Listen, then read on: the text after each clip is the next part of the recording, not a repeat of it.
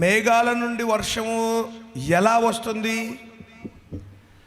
భూమి నుండి పైకి పోయే ఆవిరి, భూమి నుండి పైకి పోయే నీళ్ళే మేఘాలలోనికి వెళ్ళి పరలోకం నుండి ఏమి కానీ ఇంకొక దిక్కు నుండి కానీ వర్షం అనేది రాదు.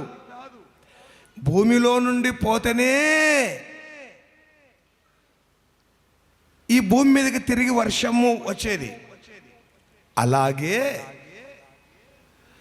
ఈ భూమి మీద మనము చేసే ప్రార్థనలు పైకి పోతేనే, భూమి మీద నుండి స్తుతులు స్తోత్రాలు పైకి ఎగిస్తేనే పై నుండి ఆశీర్వాదాలు వచ్చేది. మీకు అర్థమవుతుంది కదా? ఇప్పుడు భూమి మీద నుండి ప్రార్థన నీళ్లు పైకి పోయేంత వరకు మేఘాలు వర్షం రాదు మనకు.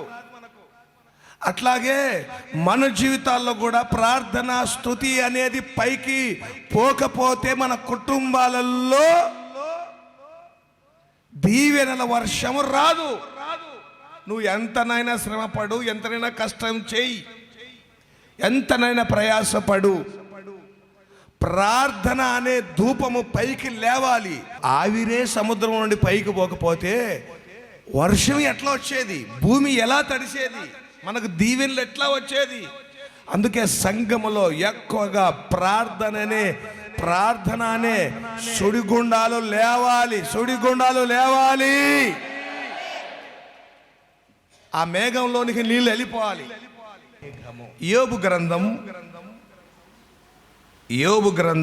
38వ అధ్యాయం 37వ వచనము. జ్ఞానము చేత మేఘములను వివరింపగలవాడెవడు? మేఘములను వివరింపగలవాడు ఎవడు? ఈ 37వ వచనంలో ఉండే మాట ఎవరు మాట్లాడుతున్నారు? దేవుడే యోబుతో మాట్లాడుతున్నాడు. కారణం ఎందుకంటే యోబు వచ్చిన శోధనలు, యోబుకు వచ్చిన శోధనలు, వాటిని బట్టి యోబు ఏం చేస్తున్నాడంటే పుట్టిన దినాన్ని కూడా శపించుకుంటున్నాడు. నేను పుట్టిన దినము, మనమంతా బర్త్డేలు జరుపుకుంటే కదా, దేవా నాకు ఇచ్చిన దావీదు పుట్టినరోజును బట్టి దేవానికి స్తోత్రాలను చెప్పుకుంటే, అంటే అలాంటి బాధలు వచ్చాయి. ఇక నా తల్లి గర్భములో నేను పుట్టకుండినా మేలు, ఆ దినమే శపించబడునుగా అంటాడు 2వ అధ్యాయంలో. ఒకవైపు స్నేహితులు ముగ్గురు ఎండ్రకాయల్లాగా పట్టుకున్నారు. ఒకవైపు భార్య ఇక చచ్చిపో దేవుణ్ణి దూషించి, ఒకవైపు రోగం, పిల్లలు లేరు, గొర్రెలు పోయాయి, గొడ్లు పోయాయి, అతన్ని విలువ ఇచ్చే మనుషులు కూడా లేరు.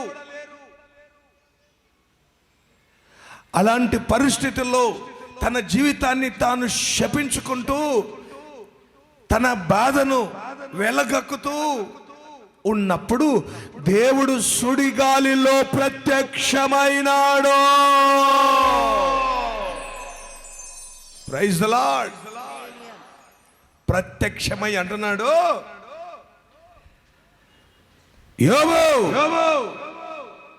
జ్ఞానము చేత మేఘములను వివరింపగలవాడు ఎవడైనా ఉన్నాడా?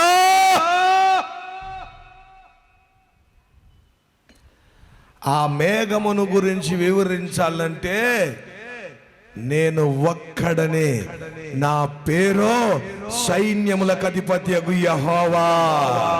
యెహోవా యెహోవా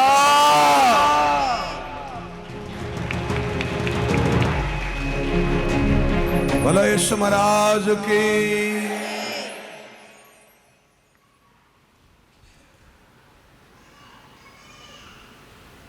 మేఘము లేకుండా వర్షము రాదు, వర్షము రాకపోతే పంటలు లేవు, పంటలు లేకపోతే సుఖము లేదు, సంతోషం లేదు, జీవన ఆధారం లేదు. ఆ మేఘంలో నుండి నీళ్లు వెళ్ళాలంటే భూమి మీద నుండే వెళ్ళాలి. అలాగే మన జీవితాల్లో కూడా మనకు ఆశీర్వాదాలు రావాలి, దీవెనలు రావాలంటే భూమి మీద నుండే ప్రార్థన ధూపము లేవాలి, స్తుతుల ధూపము లేవాలి. భూమి మీద నుండే, సంఘములో నుండే. ఇక్కడ ఎంత ప్రార్థన ఉంటుందో అన్ని దీవెనలు దిగి వస్తాయి. ఇక్కడ ఎంత ప్రార్థనలు, ఎంత స్తుతి ఉంటుందో అన్ని దీవెనలు దిగి వస్తాయి. అందుకే చూడండి, యాకోబు కూడా ఒక దర్శనం కలిగింది. దేవదూతలంట ఏమా ఎక్కుచో దిగుతున్నారా, దిగుతూ ఎక్కుతున్నారా? చదవండి ఆదికాండం 28వ అధ్యాయం 12వ వచనం. అప్పుడు అతడు ఒక కల కనెను, అందులో ఒక నిచ్చెన భూమి మీద నిలపబడి ఉండెను. దాని కొన ఆకాశం నండెను, దాని మీద దేవుని దూతలు ఎక్కుచూ దిగుచూ నుండిరి. కొట్టండి, చప్పట్లు కొట్టండి. దేవునికి స్తోత్రం, మహిమ కలుగును గాక. ఎక్కుచూ, ఎందుకు ఎక్కుతూ? మామూలుగా దిగుతూ ఎక్కుతూ ఉండాలి కదా. ఎక్కుచూ దిగుతున్నారంటే ఆల్రెడీ భూమి మీద దేవదూతలు ఉన్నారు. ఇక్కడ జరపబడే ప్రార్థనలైనా స్తుతులైనా వారు తీసుకొని పోతూ ఉంటారు. Praise the Lord. అక్కడ నుండి ఆశీర్వాదాలు తీసుకొని వస్తూ ఉంటారు. మనం సంచి నిండా డబ్బు తీసుకపోతే సంతకు, సంచి నిండా కూరగాయలు తెచ్చుకుంటాం, సరుకులు తెచ్చుకుంటాం, అంతే కదా. మనం సంచి నిండా డబ్బు, ఉత్త సంచి తీసుకపోయి మా ఇంట్లో అది లేదు, మా ఇంట్లో ఇది లేదు. కొంతమంది చూడండి, ప్రార్థనే ఉండదు కానీ మా ఇంట్లో సమాధానం లేదు, మా ఇంట్లో అది లేదు, ఇది లేదు, నెమ్మది లేదు అనుకుంటూ ఉంటారు. కుటుంబ ప్రార్థన ఉండదు. ఇక్కడ ఉంటేగా మన సంచుల నిండా ప్రార్థన ఉండాలి, మన సంచుల నిండా స్తుతులు ఉండాలి. యాకోబు ప్రార్థన చేసి రాయి తలగడ పెట్టుకొని, నైనా దిక్కులేని వాటిని కనికరించి కుప్ర చూపించండి అంటే ఆ ప్రార్థనలన్నీ తీసుకొని పోవడానికి దేవదూతలే పైకి ఎక్కిపోతున్నారు. హల్లెలూయా. ఇక్కడ నుంచి నీళ్లు లేవాలి, సముద్రంలో నుంచి నీళ్లు లేస్తేనే మేఘాల్లోనికి వచ్చేది. దేవునికి స్తోత్రం, మహిమ కలుగును గాక. అందుకే ఇట్టి మేఘములను గురించి ఎవరు వివరించేదరు?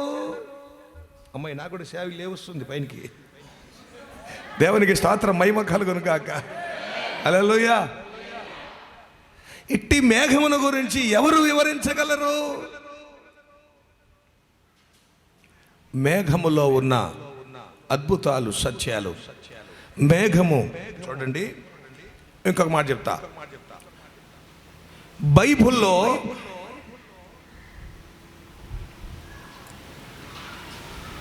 కొన్ని మేఘాలు ఉన్నాయి. ఒక 3 రకాల మేఘాలు చూపిస్తారు చూడండి. అవి ఎట్లున్నాయో చూడండి. యూదా పత్రిక 1వ అధ్యాయము 12వ వచనం. వీరు నిర్భయముగా మీతో సుభోజనం చేయొచ్చు, తమను తాము నిర్భయముగా పోషించుకొనుచు మీ ప్రేమ విందులలో దొంగ మెట్టలుగా ఉన్నారు. వీరు గాలి చేత ఇటు అటు కొట్టుకొని పోవు నిర్జల మేఘములు గాను. నిర్జల మేఘాలు అంటే అర్థం ఏంటి? జలములు లేని మేఘాలు, జలములు లేని మేఘాలు. అమ్మా, జలములు లేని మేఘాలు అంటే ఎవరి గురించి రాయబడుతుంది ఇక్కడ? భక్తిహీనులు జలములు లేని మేఘాలు. రైతులు వర్షం కొరకు ఎదురు చూసినప్పుడు ఎక్కడ చూస్తారు? మాటికి ఆకాశం వైపు చూస్తూ ఉంటారు. కొన్ని మేఘాలు చూడండి స్పీడ్గా పోతుంటాయి. మీరు చూసారా స్పీడ్గా పోయే మేఘాలు? ఎంతమంది చూసారమ్మా? స్పీడ్గా పోతుంటాయి కదా. స్పీడ్గా పోయే మేఘాలలో నీళ్లు ఉండవు, ఊరికే ఉరుకుతుంటాయి.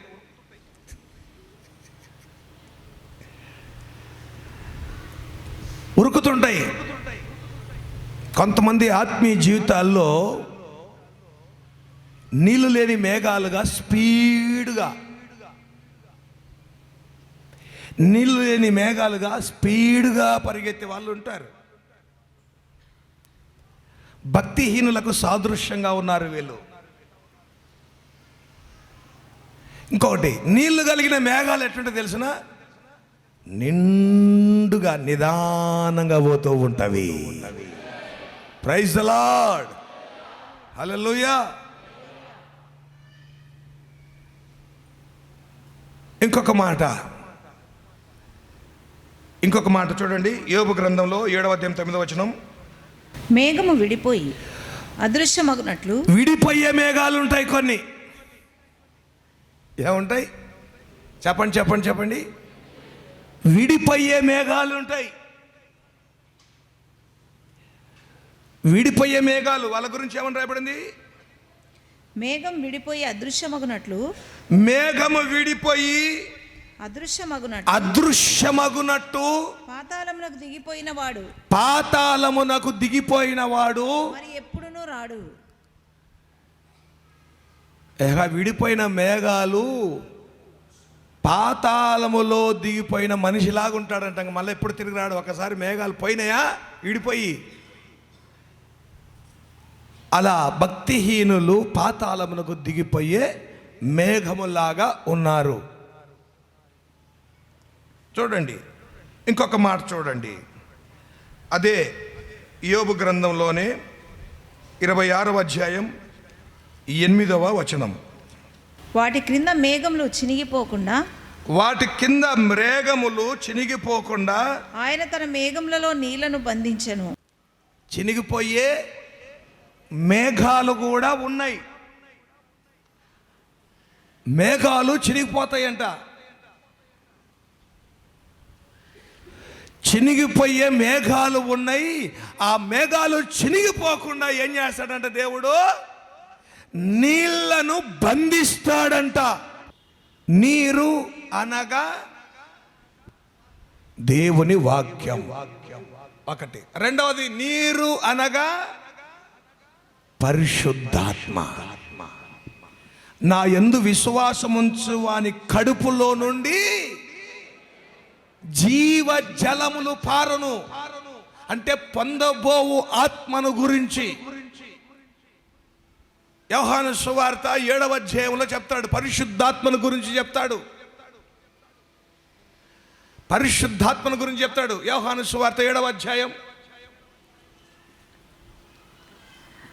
38వ వచనం. నా యందు విశ్వాసముంచువాడు ఎవడో లేఖనము చెప్పినట్లు వాని కడుపులో నుండి జీవ జల నదులు పారును బిగ్గరగా చెప్పాను.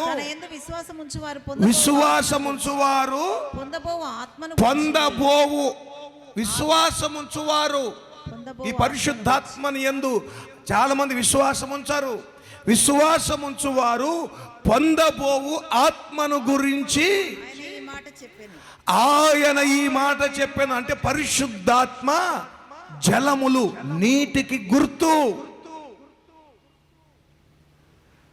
అంటే మేఘాలు చినిగిపోకుండా విడిపోకుండా ఉండాలంటే, నీళ్లతో నింపబడాలంటే వాక్యముతో పరిశుద్ధాత్మతో నింపబడి ఉండాలి. లేకపోతే మేఘములతో కలిసి ఉండలేవు. మేఘము అంటే దేవుడు సాదృశ్యంగా మేఘం ఉన్నాడు. మేఘము అంటే విశ్వాసి సాదృశ్యంగా ఉన్నాడు. 12:1 హెబ్రీ. ఇంత గొప్ప సాక్షి సమూహము మేఘము వలె. అంటే సాక్షి సమూహం ఎవరు? సంఘము, సాక్ష్యమిచ్చే బిడ్డలు ఒక మేఘములాగా ఉంటారంట. సాక్ష్యమిచ్చే బిడ్డలు ఎవరు? దేనితో పోలుస్తున్నాడు? మేఘం. ఇప్పుడు ఈ మేఘములో కలిసి ఉండాలంటే ఇంత గొప్ప సాక్షి సమూహము మేఘము వలె మనల్ని ఆవరించి ఉండగా సులువుగా చిక్కలబెట్టు పాపములను విడిచిపెట్టి. వాక్యములో పరిశుద్ధాత్మతో నింపబడకపోతే ఈ మేఘములో కలిసి ఉండలేవు. విడిపోతుంది మేఘం. అందుకే ఆయన ఏం చేస్తాడంట, మేఘం విడిపోకుండా వాక్యము చేత పరిశుద్ధాత్మ చేత ఆయన నింపుతాడు. మేఘాలను నింపుతాడు. మేఘాలను నింపినట్టు దేవుని బిడ్డలను కూడా నింపుతాడు. వాక్యముతో ఆత్మతో నింపబడాలి. Praise the Lord. అందుకే అపోస్తలుల కార్యం 6వ అధ్యాయంలో ఏం రాయబడింది? 8వ వచనం. స్టెఫను కృపతోను బలముతోను నిండినవాడై. 5వ వచనం. ఈ మాట జన సమూహమంతటికి ఇష్టమైనందున వారు విశ్వాసముతోను అది పరిశుద్ధాత్మతో నిండుకొనినవాడై.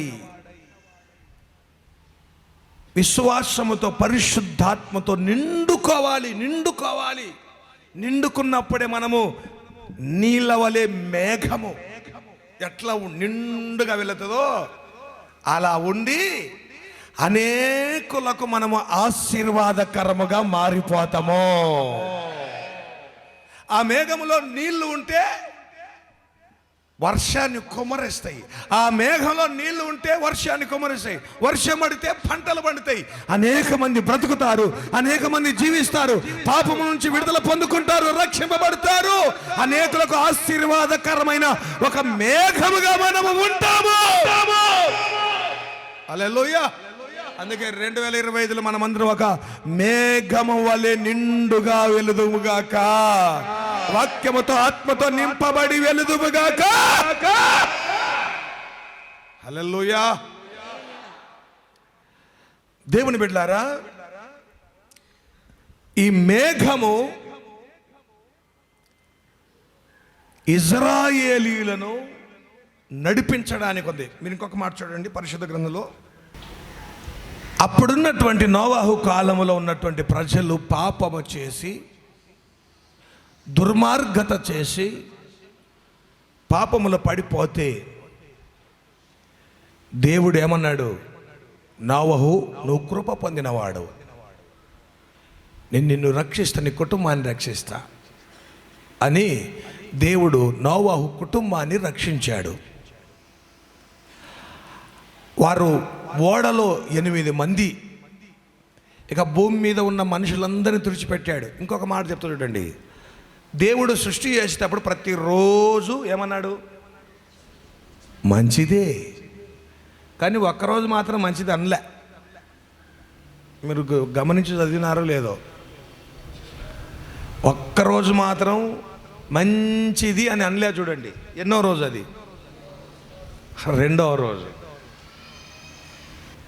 రోజు ఏం చేశాడు దేవుడు? అసలు ఆకాశ జలములు ఏం చేశాడు? కొన్ని పైకి పంపాడు, కొన్ని కిందకి పంపాడు. దేవునికి తెలుసు వీళ్ళు పాపములో పడతారు, నేను తూములు విప్పుతా, పాపము చేస్తారు, అందరూ తుడిచిపెట్టబడతారని దేవుడు ముందుగానే ఆ నీళ్ళను గురించి మంచిది అనలే. మీకు అర్థమవుతుందా? అందుకే ఎప్పుడు ఇప్పినాడు ఆకాశ తూములు?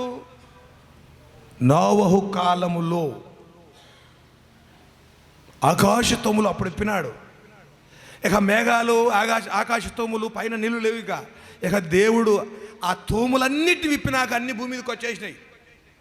ఆ తర్వాతనే, అంతవరకు వర్షం అనేది లేదు. ఆ తర్వాతనే ఇక వర్షం అనేది ఉంది. దేవుని బిడ్డలారా, ఆ నీటితో మనుషులందరిని తుడిచిపెట్టిన తర్వాత, అందరు చనిపోయిన తర్వాత నోవాహు కుటుంబాన్ని 8 మంది రక్షించాడు దేవుడు. ఆ నోవాహు సంతానమే ఈరోజు భూమి మీద మనమందరం కూడా షేము, హాము, యాఫెతు మనమందరం కూడా వారి సంతానమే.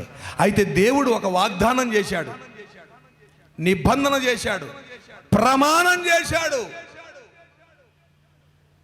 ఏమని ప్రమాణం చేశాడు? ఆ ప్రమాణం నోవాహు చేశాడు. నోవాహు చేసినప్పుడు మనమందరం ఏడున్నాం? షేము, హాము, యాఫెతు కడుపులో ఉన్నాం. షేము, హాము, యాఫెతు ఎవరు కడుపులో ఉన్నారు?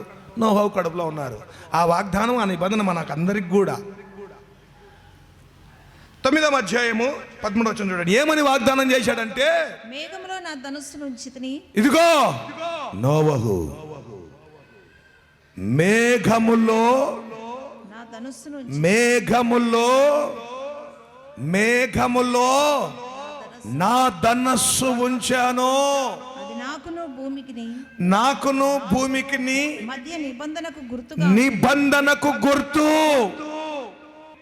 భూమిపైకి నేను మేఘమును రప్పించినప్పుడు ఆ ధనస్సు మేఘములో కనపడుతుంది. అందుకే చూడండి, వర్షం పడి సాలిచిన తర్వాత ధనస్సు కనపడుతుంది మనకు. ఇంద్రధనస్సు అంటాం కదా. ఎందుకు? ఆ మేఘములో ఆ ధనస్సును చూసినప్పుడంతా నేను జ్ఞాపకము చేసుకొని, ఇక నీటి ద్వారా నేను ముంచేయను లోకాన్ని. ఆ నిబంధనను దేవుడు ఇప్పటి వరకు కూడా ఆయన చూస్తూనే ఉన్నాడు. మనల్ని కూడా చూస్తున్నాడు. నోవాహుకు చేసిన నిబంధన మనల్ని కూడా చూస్తూనే ఉన్నాడు. ప్రియ దేవుని బిడ్డలారా, ఈ రోజు వరకు కూడా మేఘములో నిబంధన పెట్టాడు. అందుకే ఆ మేఘము ఎలాంటి మేఘం? అది ప్రమాణము చేసిన మేఘము, వాగ్దాన మేఘము, నిబంధన మేఘము. చెప్పండమ్మా, నిబంధన మేఘం. ఇజ్రాయేలీలు 430 సంవత్సరాలు ఐగుప్తులో ఉన్నారు. మీరు జాగ్రత్తగా గమనించండి. అప్పుడు జరిగినటువంటి సంఘటనలన్నీ మనం ఆత్మీయంగా పోల్చుకోవాలి. అందుకే ఆత్మీయంగా పోల్చుకోకపోతే మనకు అర్థం కాదు దేవుని వాక్యం. అక్షరము చంపును గాని ఆత్మ జీవింపజేయును. అది పరిశుద్ధాత్మ ఉన్న వాళ్ళకే అర్థమవుతుంది. పరిశుద్ధాత్మ ద్వారానే మనం తెలుసుకోగలుగుతాం. అందుకే ఆ మేఘమును గురించి వివరింపబడి ఎవడు? ఆయన వివరిస్తేనే ఆ మేఘం గురించి, ఆయన మనకు జ్ఞాపకం చేస్తేనే. 430 సంవత్సరాలు వాళ్ళు ఏం చేశారమ్మా? మొరపెట్టారు దేవునికి. ఆ శ్రమలు, బాధలు, కష్టాలు, కన్నీళ్ళు మొరపెట్టారు. ఆ మొరలన్నీ మేఘము వలె. అమ్మా, సుడిగుండం వచ్చినప్పుడు మీరు చూసినారా? టీవీలో కానీ పేపర్లో కానీ ఎట్లా చూపిస్తారు ఫోటో? సుడిగుండం లాగా చూపించి పైకి మేఘాల మీద చూపిస్తారు చూడండి. అట్లాగనే ఇజ్రాయేలీలను రక్షించడానికి దేవుడు దిగి వచ్చి ఆ ప్రత్యక్ష గుడారంలో ఒక సుడిగాలిలాగా మేఘ స్తంభము ఆ మందిరం మీద వచ్చి నిలబడి ఉంటది. ఇజ్రాయేలు యొక్క ప్రార్థనలు, వారి మర్రలు దేవుని సన్నిధికి చేరి మేఘమై వారి మధ్యకు దిగి వచ్చినాడు. ఆయన మేఘాల మీద వాహనుడై వచ్చి దేవుడు. Praise the Lord. అందుకే ఏమన్నాడు తెలుసిన? మోజస్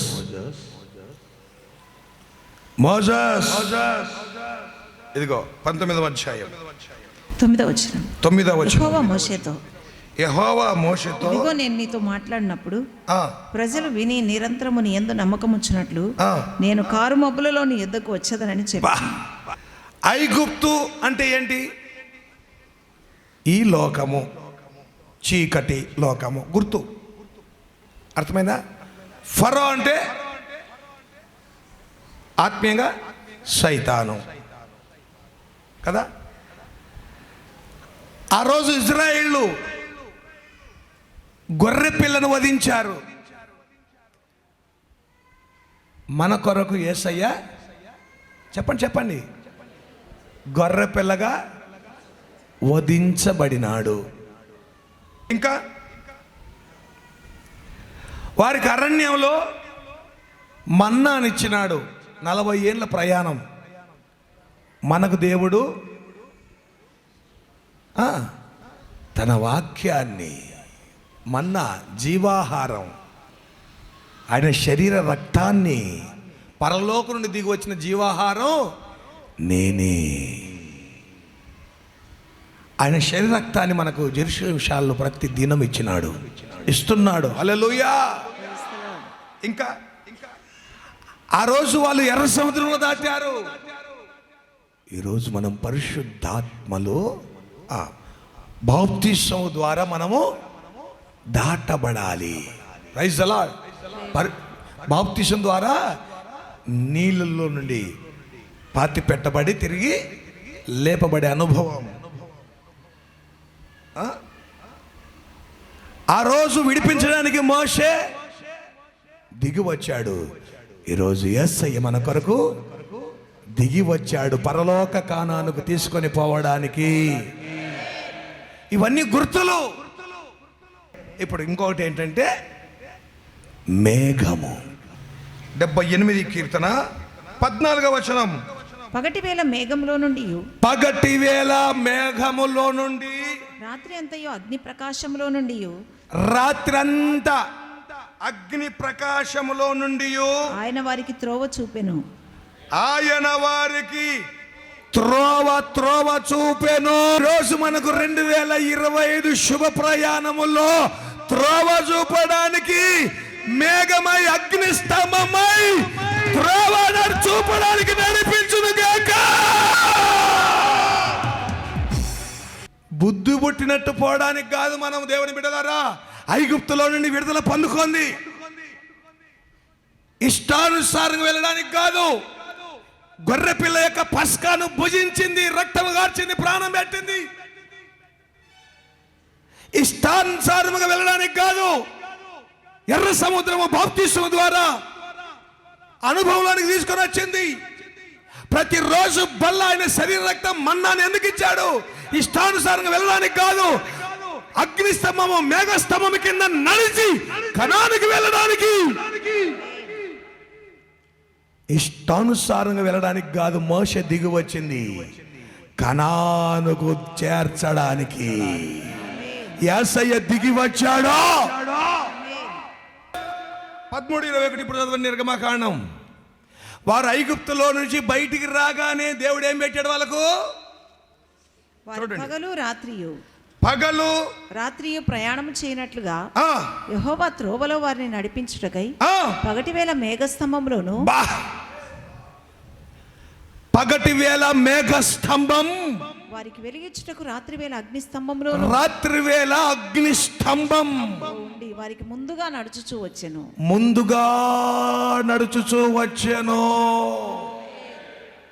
14వ అధ్యాయం 19వ వచనం. అప్పుడు ఇశ్రాయేలు ఎదుట సమూహమునకు ముందుగా నడిచిన దేవదూత వారి వెనుకకు పోయి వారిని వెంబడించెను. ఆ మేఘస్తంభం వారి ఎదుట నుండి పోయి వారి వెనుక నిలిచెను. చూడండి 19వ అధ్యాయంలో 9వ వచనం ఒకసారి చూడండి. యెహోవా మోషేతో, ఇదిగో నేను నీతో మాట్లాడినప్పుడు ప్రజలు విని నిరంతరము నీ యందు నమ్మకం ఉంచినట్లు నేను కారు మబ్బులలో నీ యొద్దకు వచ్చేదని. నీ యొద్దకు వస్తా. తర్వాత 24వ అధ్యాయము 15వ వచనం. మోషే కొండ మీదకి ఎక్కినప్పుడు ఆ మేఘము కొండను కమ్మెను. కొండ మీదకి ఎక్కితే ఎండ రావాలా? కొండ మీదకి ఎక్కితే ఎండ రావాలా? కానీ కొండ మీదకి ఎక్కగానే మోషేకు ఏం కమ్మింది? మేఘము కమ్మెను. యెహోవా మహిమ సీనాయి కొండ మీద నిలిచెను. మేఘము 6 దినములు దాన్ని కమ్ముకొని, 6 దినాలు కమ్ముకొందంట మేఘం. 7వ దినమున ఆయన మేఘములో నుండి మోషేను పిలిచినప్పుడు, మేఘములో నుండి దేవుడు పిలిచేంత వరకు 6 రోజులు ఏడున్నాడు మోషే? కొండ మీద మేఘం మీద అట్లనే ఉన్నాడు అంతే. మనం సేవకుడు ఒక అరగంట రాకపోతే అంతే. ఇంకా ఆ స్తంభం కాడ ఈ స్తంభం కాడ ఆ పార్క్ కాడ ఈ చెట్టు కాడ ఆ చెట్టు కాడ కూర్చొని మాట్లాడుకుంటా. ఆయన సన్నిధికి వచ్చినప్పుడు ఆయన మాట కొరకు కనిపెట్టుకొని ఉండాలి. ఆయన సన్నిధిలో దేవా నువ్వు నాతో మాట్లాడని కనిపెట్టుకొని ఉండాలి. చూడండి, ముందు మేఘము కమ్మింది. ఆ మేఘములో నుండి మోషేతో ఎన్నో రోజు 7వ రోజు 7వ దినమున ఆయన ఆ మేఘములో నుండి మోషేని పిలిచినప్పుడు యెహోవా మహిమ కొండ శిఖరం మీద దహించు అగ్నివలే ఇశ్రాయేలీయుల కన్నులకు కనబడెను. అప్పుడు మోషే ఆ మేఘములో ప్రవేశించి కొండ మీదికి ఎక్కెను. సంఖ్యాకాండంలో కూడా చూడండి, 9వ అధ్యాయం 17వ వచనం. ఆ మేఘము గుడారం మీద నుండి పైకెత్తబడినప్పుడు ఆ మేఘము గుడారం మీద ఉండేది. ఆ మేఘం అంట ప్రత్యక్ష గుడారము, దేవుని మందిరం. మందిరం కట్టడం దేవుని ఉద్దేశమా, దేవుని ఉద్దేశం కాదా?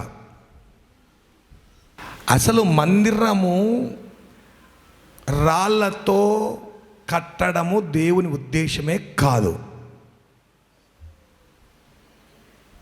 ఎందుకు? దేవుడు మోషేకు చెప్పింది మొదట ప్రత్యక్ష గుడారం కట్టు. ప్రత్యక్ష గుడారం అంటే ఇప్పుడు మనము టెంట్లు వేస్తాం చూడండి, పండగలు వస్తే గుడారం అట్లా తీసుకొని పోవాలా, ఇంకోసాట వేయాలా, తీసుకొని పోవాలా. ఇజ్రాయేలీలు 40 ఏళ్ళు ప్రయాణం చేసిన తర్వాత ప్రత్యక్ష గుడారం ఎక్కడ ఉండేది? షిలోహులో పెట్టారు. ప్రత్యక్ష గుడారాన్ని షిలోహులో పెట్టారు. ఇది దేవుని ఉద్దేశం. ఎందుకు ప్రత్యక్ష గుడారం? ఆ ప్రత్యక్ష గుడారములో దేవుని యొక్క మహిమ. ప్రత్యక్ష గుడారాన్ని యాజకులు మోస్తూ ఉండాలి, ప్రయాణం చేస్తూ ఉండాలి. అది దేవుని ఉద్దేశం. వీళ్ళేంటి, లేలే దేవుని మందిరం ఒకటే సాటనే ఉండాలా అని రాళ్లతో కట్టేశారు. అందుకే దేవుడు ఇప్పుడు ఆ మందిరాన్ని కూడా తీసేసి ఈ మందిరాలను మహిమతో నింపడానికి కట్టాడో. ఈ మందిరాలు తిరగాలి,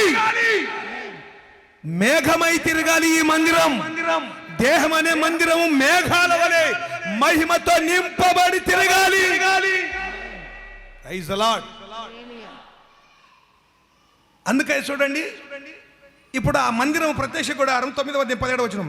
ఆ మేఘము గుడారం మీద నుండి పైకెత్తబడినప్పుడు ఇశ్రాయేలీయులు ప్రయాణమై సాగిరి. అది బుద్ధి పుట్టినట్టు పోయి బుద్ధి పుట్టినట్టు వచ్చడం కాదండి దేవుని బిడ్డలారా.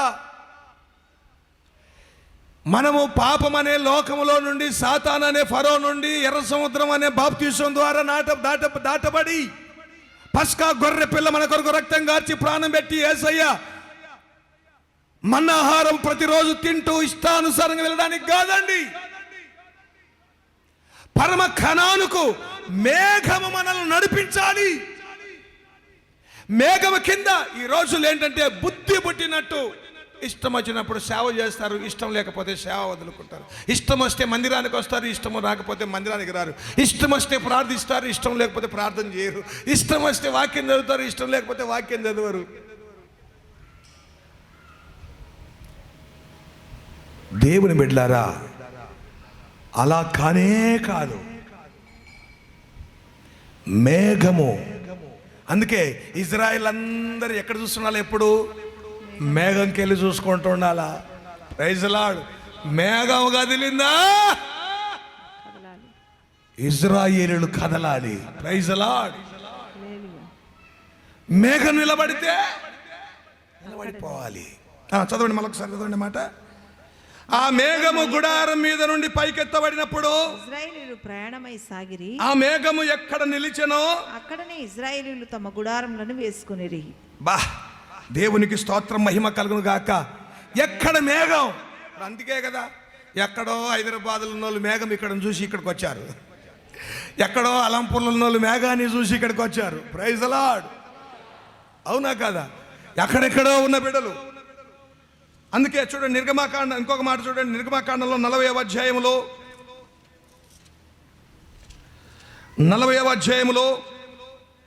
ప్రత్యక్ష గుడారాన్ని నిలబెట్టిన తర్వాత 34వ వచనం. అప్పుడు మేఘము ప్రత్యక్షపు గుడారమును కమ్మగా అది యెహోవా మేఘము ప్రత్యక్ష గుడారాన్ని కమ్మగా యెహోవా తేజస్సు మందిరమును నింపెను. మేఘాల మీద వాహనుడు. ఆ మేఘము వచ్చి ప్రత్యక్ష గుడారములో అప్పుడు మేఘము తేజస్సు మందిరం మీద నింపిన ఆ మేఘము మందిరం మీద నిలుచుట చేత ఆ మందిరము యెహోవా తేజస్సుతో నిండెను గనుక మోషే ప్రత్యక్షపు గుడారంలోనికి వెళ్ళలేకుండెను. ఆ మేఘము మందిరం మీద నుండి పైకి వెళ్ళినప్పుడల్లను ఇశ్రాయేలీయులు ప్రయాణమైపోయిరి. ప్రయాణం. ఇదే వారి ఏ ప్రయాణం? ఇప్పుడు మనం కూడా 2025లో ఆ మేఘముతో తేజస్సుతో ఆయన మనము కదిలించినప్పుడే కదిలి మన ప్రయాణము ఉండాలి. ఆ మేఘము కదిలినప్పుడు వాళ్ళు ఏం చేసేవారంట? మేఘము కదిలినప్పుడు కదులుతారు.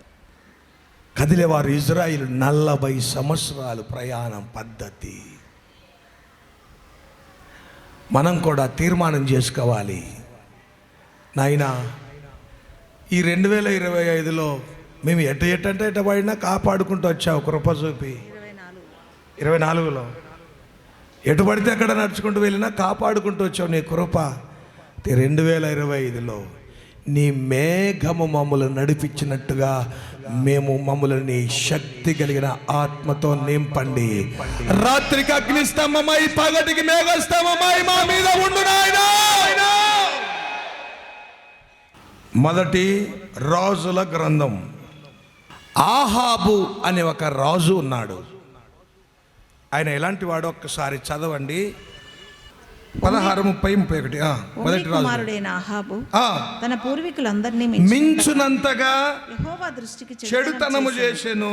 నెబాతు కుమారుడైన యెరోబాము జరిగించిన పాపపు క్రియలు నడుచుకొనుట. యెరోబాము ఎలాంటి వాడంటే తాను పాపము చేస్తూ ఇతరులు పాపము చేయడానికి కారకులయ్యాడు. చాలామంది చూడండి, పాపము వాళ్ళు చేసేది గాక ఇతరులను కూడా పాపము చేయుటకు కారకులైతారు. ఈ యెరోబామును గురించి ఒకరోజు చెప్తా నేను చక్కగా. ఇతరులు పాపం చేయడానికి కారకుడయ్యాడు. అలాంటి చూడండి, ఆ విధంగానే ఈ ఆహాబు కూడా ఉన్నాడు. ఆహాబు యెజబెల్ను వివాహం చేసుకున్నాడు. ఇద్దరే దేవుని బిడ్డలారా. ఆ రోజుల్లో 3 సంవత్సరాలు వర్షం లేకుండా దేవుడు ఏం చేశాడంటే మేఘాన్నే పంపలేదు. మేఘాన్ని భూమి మీద ఎక్కడ? ఆ దేశం మీదనే. 18:1 అనేక దినములైన తర్వాత 3వ సంవత్సరమందు యెహోవా వాక్కు ఏలియాకు ప్రత్యక్షమై, నేను భూమి మీద వర్షము కురిపింపబోచున్నాను. చూడండి, వెళ్ళి ఆహాబు. అంటే అంతవరకు 3 సంవత్సరాల వరకు ఏమి లేదు, వర్షము, మేఘము లేదు. మేఘము లేకపోతే కష్టాలు, కన్నీళ్ళు, సంతోషం ఉండదు, ఆనందం ఉండదు, పంటలు ఉండవు. అయితే ఈ పరిస్థితులలో 3 సంవత్సరాల తర్వాత ఏలియా ద్వారా దేవుడు హెచ్చరించాడు. ప్రజలు అప్పటికి ఎట్లున్నారంటే 2 తలంపుల మధ్య, 2 ఆలోచనల మధ్య ఉన్నారు.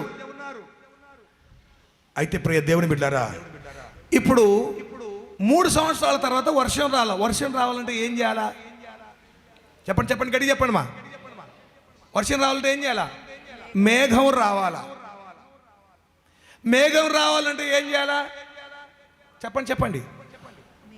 సముద్రంలో నుండి నీళ్ళు ఆవరించాలా. అట్లాగే ఇప్పుడు మనకు దీవెనలు రావాలంటే, మనకు తోడుగా ఉండాలంటే, ఆశీర్వాదాలు రావాలంటే మనం ఏం చేయాలి? భూమి మీద నుండి ఏం పోవాలమ్మా? ప్రార్థనలు పోవాలా. అట్లాగనే ఏలియా ఏం చేశాడంటే రాళ్లను బాగు చేసి పడిపోయిన బలిపీఠం అంటే ప్రార్థనకు గుర్తు. ప్రార్థన జీవితం పడిపోయిందేమో, జాగ్రత్త. ఈ 2024లో గడిచిన దినాల్లో 18వ అధ్యాయం చూడండి, 30వ వచనం. అప్పుడు ఏలియా నా దగ్గరకు రండి అని జనులందరూ చెప్పగా జనులందరూ అతని దగ్గరికి వచ్చి అతడు క్రింద పడి త్రోయబడి ఉన్న యెహోవా బలిపీఠమును బాగు పడద్రోయబడింది బలిపీఠం. ప్రార్థన జీవితం లేదు. కొంతమంది ఇళ్లలో బలిపీఠాలు కట్టుకున్నారు కానీ ప్రార్థనలు లేవు, స్తుతి లేదు. మొదట్లోనేమో 2000 స్తుతులు అంటే ఒక్కొక్కరు 500, 1000 స్తుతులు చెల్లించేవారు. స్తుతులు తక్కువ అయిపోయాయి. స్తుతుల పుస్తకాలు ఎక్కడైనా ఉన్నాయా? కానీ జెరూసలేంలో దేవుని మహాకృప బట్టి 2000 స్తుతులను దేవుడు అనుగ్రహించాడు. స్తుతులు చెల్లించండి. 500, 1000, 2000 ప్రార్థించండి. కానీ ఈ బలిపీఠం పడిపోయింది, ప్రార్థన బలిపీఠం పడిపోయింది. ఏలియా వచ్చి ఏం చేశాడంటే బలిపీఠాన్ని ఏం చేశాడంట? బాగు చేసి, యెహోవా బలిపీఠమును బాగు చేసి. 31వ వచనం, నీ నామమున ఇశ్రాయేలుకు వాగ్దానం నందిన యాకోబు సంతతి గోత్రముల లెక్క చొప్పున 12 రాళ్లను తీసుకొని 12 రాళ్ళు. చూడండి ఎందుకు 12 రాళ్ళు? ఎందుకు 12 మంది ఇశ్రాయేలు వాగ్దానము గుర్తు చేసుకుంటూ వాగ్దానం పొందిన, అందుకే 2024 వాగ్దానం గుర్తు చేసుకోండి. దేవుడు మనకు నూతన సంవత్సరంలో నూతన వాగ్దానాలు ఇచ్చి నడిపించాలి. నిజంగా ఎవరికో విశ్వాసం లేని వారు వాగ్దానాలు నమ్మరు, కానీ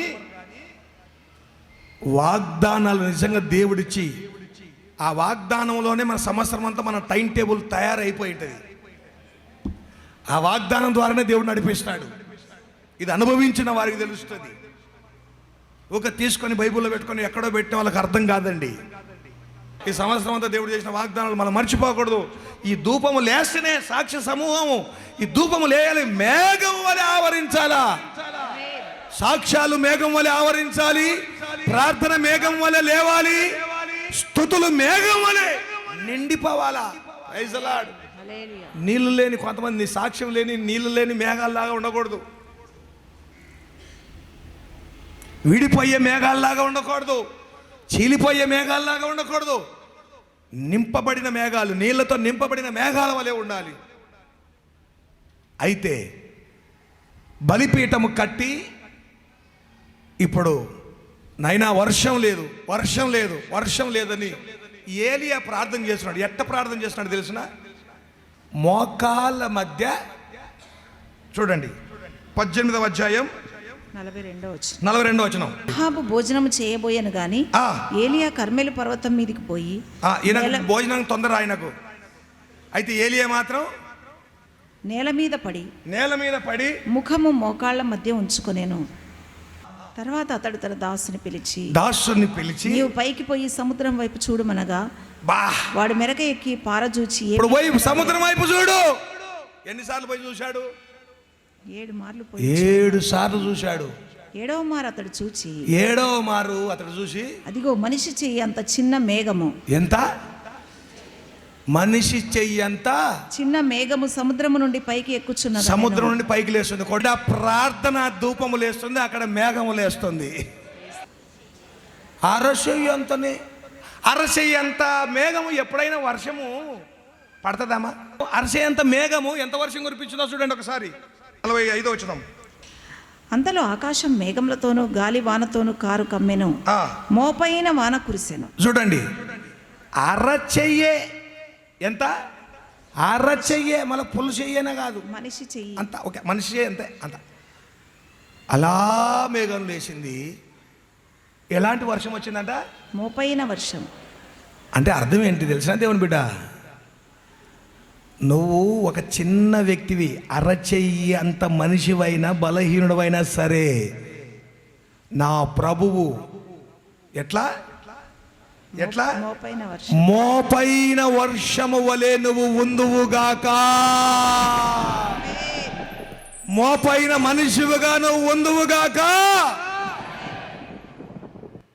చూడ్డానికి నువ్వు అరచేయి అంతనే ఉంటావు, కానీ ఇజ్రాయెల్ దేశం అంతా కురిసింది మోపైన వర్షం. ఆహాబో, నువ్వు రథం ఎత్తుకొని పరిగెత్తు, లేకపోతే మొత్తం తడిచిపోతావు. చూడు, అరసేయి.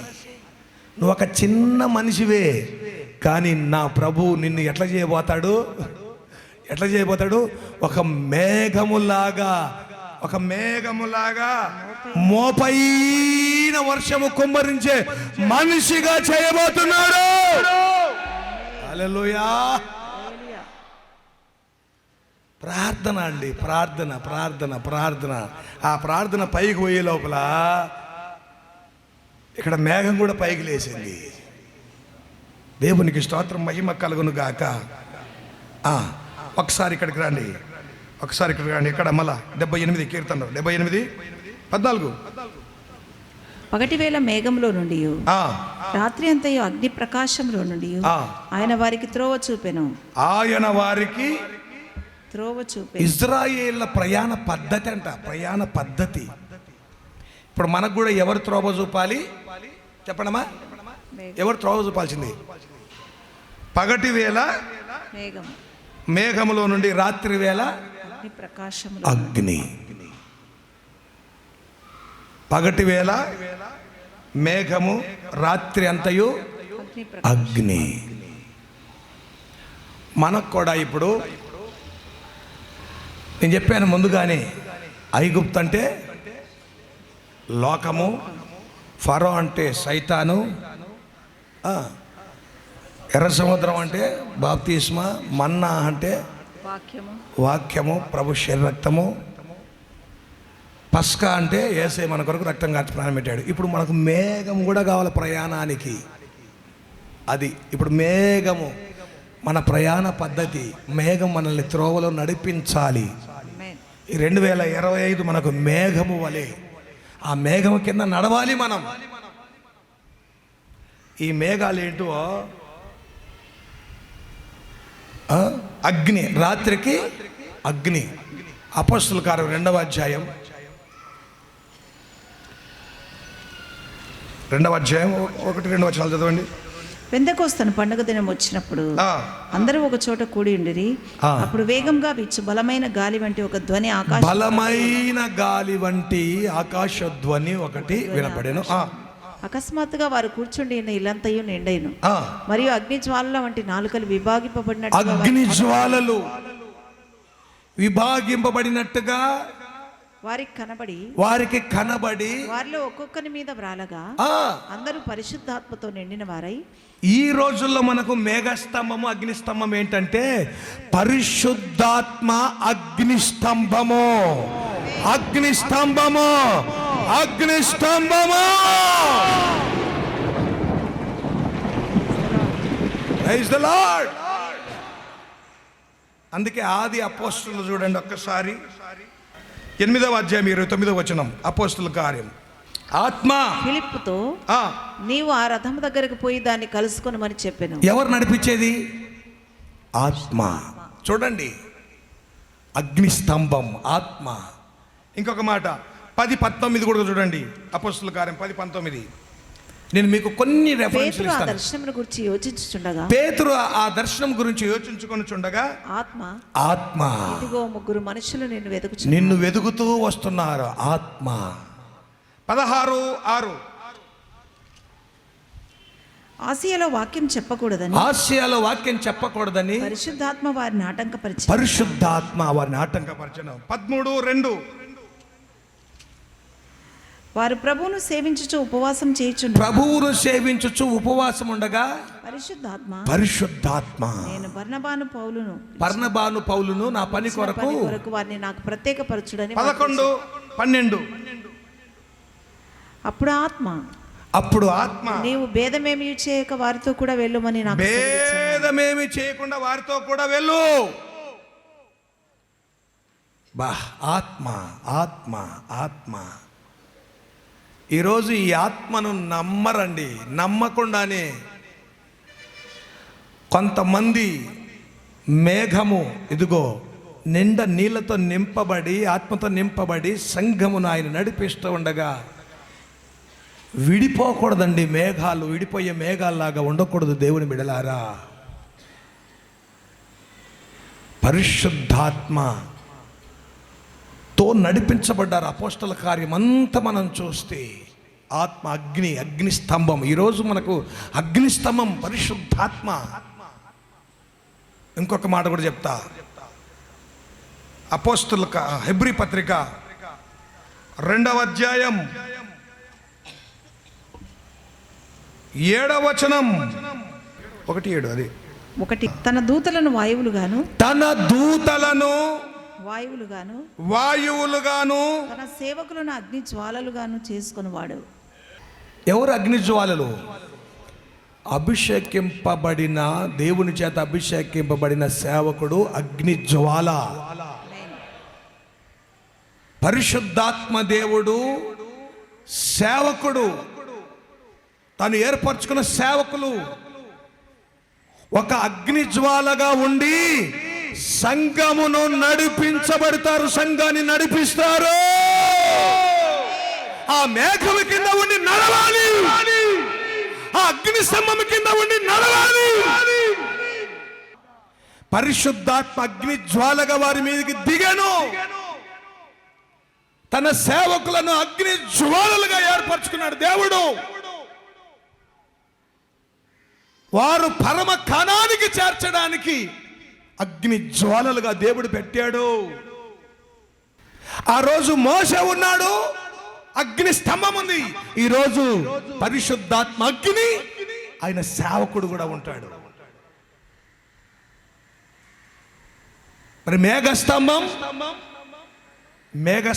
అగ్నిస్తంభం. మేఘస్తంభంలో నీళ్లు ఉంటాయి చల్లదనం ఇవ్వడానికి. మేఘస్తంభం నీరు, దేవుని వాక్యం. వాక్యానుసారంగా పరిశుద్ధాత్మ నడిపింపులో తన సేవకులైన అగ్ని జ్వాల ద్వారా కొంతమంది వాళ్ళకు నచ్చినట్టుంటారు, కానీ సేవకుడు చెప్పే మాటలు వాళ్ళకు నచ్చితే తీసుకుంటారు, నచ్చకపోతే తీసుకోరు. అమ్మా ఇట్లా కాదు, బ్రదర్ ఇట్లా కాదంటే వాళ్ళకు నచ్చితే అట్లా, అయితే కాకపోతే ఇట్లా, ఇట్లా కాకపోతే అట్లా అని వాళ్ళు నచ్చినట్లు తీసుకుంటారు, వాళ్ళకు నచ్చకపోతే తీసుకోరు. ప్రియా దేవుని బిడ్డారా, ఇజ్రాయేలు యొక్క ప్రయాణ పద్ధతి ఆ రోజు దేవుడు వాళ్ళకు పెట్టాడు, అదే పద్ధతి ఈరోజు మనకందరికీ పెట్టాడు. ఆ రోజు ఇజ్రాయేలు ప్రయాణం, ఈరోజు మన ప్రయాణం. ఆ రోజు అగ్నిస్తంభం, మేఘస్తంభం మోషే, ఈరోజు పరిశుద్ధాత్మ దేవుడు సేవకుడు అగ్ని జ్వాలలుగా. ఇదిగో వాక్యం, ఆయన తన మేఘము విడిపోకుండా నీళ్లతో